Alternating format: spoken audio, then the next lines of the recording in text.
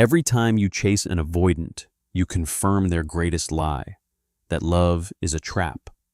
But when you change one thing, suddenly it's they who start chasing you.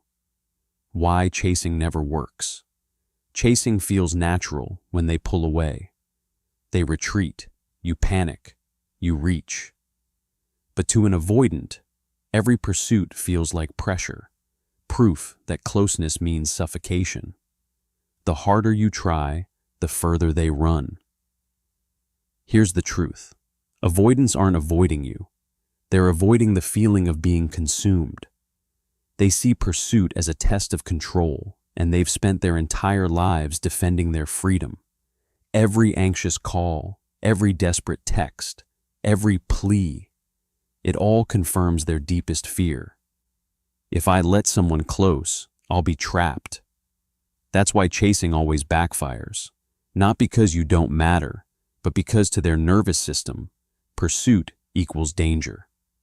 The change that flips everything. So, what's the one change that makes the avoidant turn around? It's not coldness. It's not manipulation. It's not pretending you don't care. The real shift is this. Stop chasing and start holding your ground. Instead of running after them, you become the steady one. The silent signal that says, I don't need to beg for love, because love worth having doesn't need force.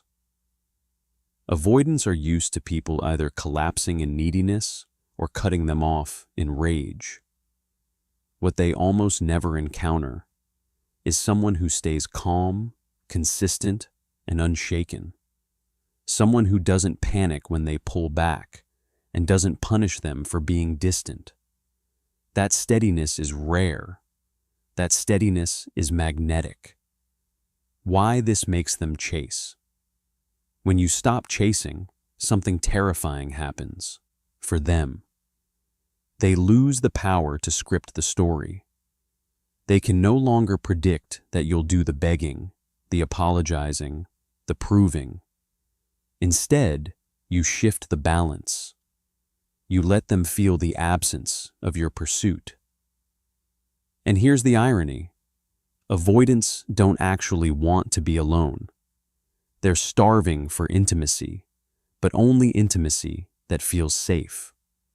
When you stop chasing, you stop triggering their fear. Suddenly, your calm presence becomes the one thing they can trust. That's when the fear flips. They start to realize, if I don't move toward this person, I might lose the one connection that doesn't suffocate me.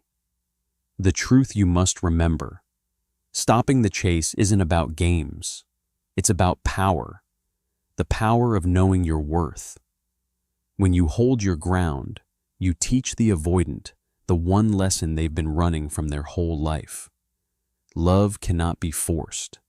Love must be chosen. And when they finally choose you, freely, without pressure, that's when the chasing ends and the bond begins.